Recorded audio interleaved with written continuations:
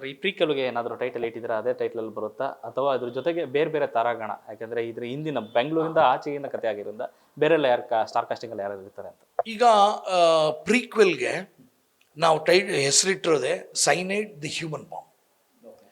ಇದು ಬರೀ cyanide the human bomb first ಅದು ಹತ್ಯೆ ಮಾಡೋದು, ರಾಜೀವ್ ಗಾಂಧಿ ಹತ್ಯೆ ಆಗೋದಲ್ವಾ, ಅದನ್ನ ಮಾತ್ರ ಕಾನ್ಸಂಟ್ರೇಟ್ ಮಾಡ್ತಿದ್ದೀವಿ. ಅದಾದ್ಮೇಲೆ ಕೋರ್ಟ್ಗೆ ಹೋಗುತ್ತೆ. ಕೋರ್ಟಲ್ಲಿ ಹೋದಾಗ ಕೋರ್ಟಲ್ಲಿ A1 A2 A3 ಇರಲ್ಲ. A1 ಯಾರು? ಪ್ರಭಾಕರನ್. ಅವರು ಡಿಫೆಕ್ಟಿವ್ ಗೌರ್ಮೆಂಟ್ ನಡೆಸ್ತಾ ಇರ್ತಾರೆ ಅಂತ ಹೇಳಿ ಅವ್ರ ಬಗ್ಗೆ ಏನು ಮಾಹಿತಿನೇ ಇರಲ್ಲ. ಆವಾಗ ಅವ್ರ ಕತೆಗೆ ಹೋಗ್ತೀವಿ. ಆ ಪ್ರೀಕ್ವೆಲ್ ಮುಗಿತಾ ಇದ್ದಂಗೆ ವೆಬ್ ಸೀರೀಸ್ ಕೊಟ್ಟೋಗ್ತೀನಿ ನಾನು. ಬಟ್ ಅದಕ್ಕೆ ತಾರಾಂಗಣಕ್ಕೆ ಕಂಪ್ಲೀಟ್ ಚೇಂಜ್ ಇರುತ್ತೆ. ಯಾಕೆಂದರೆ ಇವಾಗ ನಾನು ಸೈನೈಡ್ನಲ್ಲಿ ಹಾಕ್ಕೊಂಡವ್ರನ್ನ ಅಲ್ಲಿ ಹಾಕೊಳಕ್ಕೆ ಬರಲ್ಲ. ಯಾಕಂದರೆ ಎಲ್ಲ 20 years ಬ್ಯಾಕ್ ಹೆಂಗಿದ್ರು ಈಗ ತುಂಬ ಚೇಂಜ್ ಆಗಿಬಿಡುತ್ತೆ. ಅದು ಜಸ್ಟಿಸು ಅಲ್ಲ. ಅದು ಸೈನೈಡ್ ಒಂದು ನಂದೊಂದು ಶೋರೀಲ್ ಥರ, ಅದೊಂದು ಟ್ರೈಲರ್ ಥರ. ನಾನು ಈ ಥರ ಸಿನಿಮಾ ಮಾಡಬಹುದು ಅಂತ ಹೇಳಿ ಮಾಡಿರೋಂಥದ್ದು ಒಂದು ಸಿನಿಮಾ. ಈಗ ಆ ಸಿನಿಮಾ ಮಾಡಿದಾಗ ನಾನು ಇಲ್ಲೇ ಇರಬೇಕು, ಆ ಮೂಲೆಯಲ್ಲಿ ಒಂದು ಇದಿದೆ ನೋಡಿ, ಆ ಬುಕ್. ನಾನು ಆ ಸಿನಿಮಾ ಮಾಡಿದಾಗ ಇದು ಸ್ಟೋರಿ ಬೋರ್ಡು. ಈ ಸ್ಟೋರಿ ಬೋರ್ಡು ನೀವು ನೋಡಿದ್ರೆ ಪ್ರತಿ ಒಂದು ಶಾಟ್, ಪ್ರತಿ ಒಂದು ಸೀನು ಈ ಥರ ರೆಕಾರ್ಡ್ ಮಾಡಿಬಿಟ್ಟಿದ್ದೀವಿ, ಬರೆದಿದ್ದೀವಿ. ಇದು ಬರೆಯೋಕ್ಕೆ ನನಗೆ ಸ್ಟೋರಿ ಬೋರ್ಡ್ ಬರೆಯೋಕ್ಕೆ 6 months ಆಯಿತು. ಇದು ಇಂಟರ್ವ್ಯೂ ನಡೀತಾ ಇದೆ ಈಗ. ಆ ಟೋಟಲ್ಲು ಇದು ಈ ಸ್ಟೋರಿ ಬೋರ್ಡ್ ಮಾಡೋಕ್ಕೇ 6 months ಆಯಿತು. ಈ ಸ್ಟೋರಿ ಬೋರ್ಡ್ ನೋಡೇ ದೊಡ್ಡ ದೊಡ್ಡ ಟೆಕ್ನಿಷಿಯನ್ಸ್ಗಳು ಇಷ್ಟು ಹಾರ್ಡ್ ವರ್ಕ್ ಮಾಡಿದ್ಯಾ ನೀನು ಅಂತ ಎಲ್ಲ ಬಂದಿದ್ದು. ರತ್ನವೇಲ್ ಸರ್ ಆಗ್ಬೋದು, ರತ್ನವೇಲ್ ರ್ಯಾಂಡಿ, ಅವ್ರು ನನ್ನ ಕ್ಲಾಸ್ಮೇಟ್ ಫಿಲ್ಮ್ ಇನ್ಸ್ಟಿಟ್ಯೂಟಲ್ಲಿ. ಸಂದೀಪ್ ಚೋಟ ಆಗ್ಬೋದು, ಆ್ಯಂಟೋನಿ ಆಗ್ಬೋದು, ಎಲ್ಲ ಒನ್ ಆಫ್ ದ ಟಾಪ್ ಎಡಿಟರು. ಮ್ಯೂಸಿಕ್ ಡೈರೆಕ್ಟ್ರು ರಾಮ್ ಗೋಪಾಲ್ ವರ್ಮ, ಅವಾಗ ಫೇವ್ರೇಟ್ ಮ್ಯೂಸಿಕ್ ಡೈರೆಕ್ಟ್ರು ಸಂದೀಪ್ ಚೋಟ ಅವ್ರು ಬರೆದಿದ್ದು. ಆಮೇಲೆ ಆರ್ಟ್ ಡೈರೆಕ್ಟ್ರು Kiran, one of the top art ಡೈರೆಕ್ಟ್ರು. ಇವಾಗ ಜೈಲರೆಲ್ಲ ಮಾಡಿದ್ರಲ್ಲ ಅವರೇ ಆರ್ಟ್ ಡೈರೆಕ್ಟ್ರು ಅವಾಗ ನಮಗೆ. ಈ ಥರ ಒಂದು ದೊಡ್ಡ ಟೀಮ್ ಸೇರ್ತು ನಮ್ಮದು. ಆಮೇಲೆ ಆರ್ಟಿಸ್ಟ್ಗಳು ತಾರಾ ಆಗ್ಬೋದು, ರಂಗಾಯಣ ರಘು, ಮಾಲ್ವಿಕಾ, ಅವಿನಾಶು, ಉಷಾ ಭಂಡಾರಿ ಅವರು, ಮುನಿ, ದೆನ್ ರವಿಕಾಳೆ ಇನ್ನೂ ಸೌತ್ಗೆ ಬಂದೇ ಇರಲಿಲ್ಲ. ಆವಾಗ ಸರ್ಕಾರ ಅಂತ ಒಂದು ಇದು ಹಿಂದಿ ಫಿಲಮ್ ಮಾಡಿದರು. ಆ ಫಿಲಮ್ ನೋಡಿ ನಾನು ಅವ್ರನ್ನ ಸೆಲೆಕ್ಟ್ ಮಾಡಿ ಅವ್ರನ್ನ ಟ್ರೈನ್ ಮಾಡಿ ಆ ಥರ ಮಾಡಿದ್ದು ನಾವು. ಈಗ ರಿಲೀಸ್ಗೆ ಒಂದಷ್ಟು ಪ್ಲಾನಿಂಗ್ಸ್ ನಡೀತಾರಂಥದ್ದು, ಯಾವ ರೀತಿ ಪ್ಲಾನ್ ಇದೆ ಅಂತ ನೋಡಿ, ಎಷ್ಟು ಥಿಯೇಟರ್ಗಳಲ್ಲಿ ಬರಬೇಕು ಅಂತ? ಈಗ ಟೋಟಲ್ ಬಂದು ನಾವು ಒಂದು 100 ಥಿಯೇಟ್ರ್ ಮೇಲೆ ರಿಲೀಸ್ ಮಾಡಬೇಕು ಅಂದ್ಕೊಂಡಿದ್ವಿ. ಆಲ್ರೆಡಿ ಸಾಕಷ್ಟು ಕಡೆಯಿಂದ ಫೋನ್ಗಳು ಬರ್ತಾನೆ ಇದೆ. ಈ ಮೇ 21ನೇ ತಾರೀಕು ದಾವಣಗೆರೆ ಒಂದು ಶೋ ಮಾಡ್ತಾಯಿದ್ದೀವಿ. ದಾವಣಗೆರೆ ಆವತ್ತು ಡೆತ್ ಆ್ಯನಿವರ್ಸರಿಯಿಂದ ದಾವಣಗೆರೆಯಲ್ಲಿ ಒಂದು ಶೋ ಮಾಡ್ತಿದ್ದೀವಿ. ನಾಳೆ 15ನೇ ತಾರೀಕು ಮೋಸ್ಟ್ಲಿ CM ಸರ್ ನೋಡ್ತಿದ್ದಾರೆ ಫಿಲ್ಮು, ಸಾಯಂಕಾಲ 7:30 ಓರಿಯನ್ ಮ್ಯಾಲಲ್ಲಿ. ಅದಾದಮೇಲೆ 21ನೇ ತಾರೀಕು ದಾವಣಗೆರೆಯಲ್ಲಿ ಒಂದು ಪ್ರೆಸ್ ಶೋ ಇಟ್ಕೊಂಡಿದ್ದೀವಿ.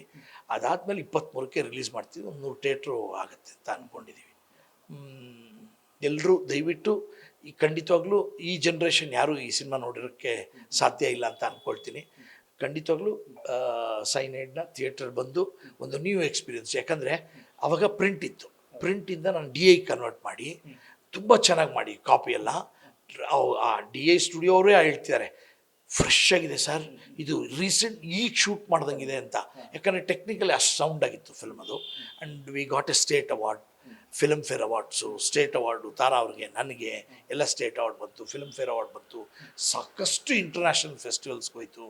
ಅದಾದಮೇಲೆ ನಾನು GSS ಶಿವರುದ್ರಪ್ಪನವರು ಬರೆದಿರೋ ಲೆಟ್ರ್ ನೋಡಿದ್ರೆ ಈಗಲೂ ನನ್ನ ಕಣ್ಣಲ್ಲಿ ನೀರು ಬರುತ್ತೆ. ಅವರು ಮತ್ತು ಚಂದ್ರಶೇಖರ್ ಕಂಬಾರರು ಅವರು ಈ ಫಿಲ್ಮ್ ಆಸ್ಕರ್ಗೆ ಹೋಗಬೇಕು ಅಂತ ಬರೆದಿದ್ದಾರೆ. ನನ್ನ ಹತ್ರ ಎಲ್ಲ ಲೆಟರ್ಸ್ಗಳು ಹಂಗೆ ಇದೆ. CR ಸಿಂಹ ಅವ್ರು ಆಗ್ಬೋದು, ಗಿರೀಶ್ ಕಾರ್ನಾಡ್ರು, UR ಅನಂತಮೂರ್ತಿ ಅವರು, ಗಿರೀಶ್ ಕಾಸರವಳ್ಳಿ ಅವರು, ಪ್ರತಿಯೊಬ್ಬರದ್ದು ಅವ್ರದ್ದೇ ಆದಂಥ ಫೀಲಿಂಗ್ಸ್. ಈ ಸಿನಿಮಾ ನೋಡಿದ ಮೇಲೆ ಏನೇನು ಹೇಳಿದ್ರು ಅದನ್ನೆಲ್ಲ ಹಂಗೆ ರೆಕಾರ್ಡ್ ಮಾಡಿ ಇಟ್ಕೊಂಡಿದ್ದೀನಿ. ಅವರು ಬರೀ ಹೇಳಿದ್ರು ಅಲ್ಲ, ನನಗೆ ಲೆಟ್ರ್ಗಳೇ ಕೊಟ್ಬಿಟ್ಟಿದ್ದಾರೆ ನನಗೆ. ಅದನ್ನೆಲ್ಲ ನಾನು ಮಾಧ್ಯಮಕ್ಕೆ ತಲುಪಿಸೋಕ್ಕೆ ಇಷ್ಟಪಡ್ತೀನಿ. ಮತ್ತು ಇಷ್ಟು ಜನ ಯಾಕೆ ಈ ಸಿನಿಮಾನ ಹೊಗಳಿದ್ರು, ದಯವಿಟ್ಟು ಈಗ ನೋಡಿದಾಗ ನಮಗೆ ಗೊತ್ತಾಗತ್ತೆ. ನಾನು ಅವರು ಹೊಗಳಿದ್ರು ಅಂತಲ್ಲ, ನೀವು ನೋಡಿ ನಿಮ್ಗೆ ಎಕ್ಸ್ಪೀರಿಯನ್ಸ್ ಏನು ಅಂತ ಹೇಳಿ. ಯಾಕಂದರೆ ಈ ಥರ ಒಂದು ಸಿನಿಮಾ ಯಾರು ಅಟೆಂಪ್ಟೇ ಮಾಡೋಕ್ಕೆ ಹೋಗಲ್ಲ. ಯಾಕಂದರೆ ಬ್ಯಾನ್ ಆಗುತ್ತೆ ಅಂತ ನಾನೇ ಭಯ ಬಿದ್ದಿದ್ದೆ. ನಾನು ಯಾಕಂದರೆ ಈ ಥರ ಒಂದು ಸಿನಿಮಾ ಇದೆಯಲ್ಲ, ಅದಾದಮೇಲೆ ನಾನು ಸೈನೈಡು ಮತ್ತು ದೇಶಕ್ಕೆ ನಾವು ತಲೆಬಾಗಬೇಕು. ನಮ್ಮ ದೇಶದಲ್ಲಿ ಒಂದು ಕಾನೂನು ಅಂತ ಇರುತ್ತೆ, ಸೆನ್ಸಾರ್ ಬೋರ್ಡ್ ಅಂತ ಒಂದಿರುತ್ತೆ. ಅವ್ರ ಗೈಡ್ಲೈನ್ಸ್ ಓದ್ಕೋಬೇಕು ನಾವು ಯಾವಾಗಲೂ. ಆ ಗೈಡ್ಲೈನ್ಸ್ ಓದಿ ನಾವು ಎಲ್ಲೂ ತಪ್ಪು ಮಾಡಬಾರ್ದು. ನಾವು ಅಲ್ಲಿ ಹೇಳ್ತೇವೆ ಫ್ರೆಂಡ್ಲಿ ನೈಬರಿಂಗ್ ಕಂಟ್ರೀಸ್ನ ನಾವು ಹರ್ಟ್ ಮಾಡಬಾರ್ದು. ಅದಾದಮೇಲೆ ಯಾರೇ ಆಗಲಿ ತೇಜೋವಧೆ ಮಾಡಬಾರ್ದು ಪರ್ಸ್ನಲ್ ಆಗಿ. ಮತ್ತು ಈ ಥರ ಸಾಕಷ್ಟಿದೆ, ಅದು ಗೈಡ್ಲೈನ್ಸ್ ಓದಿದಾಗ ನಮ್ಗೆ ಗೊತ್ತಾಗುತ್ತೆ.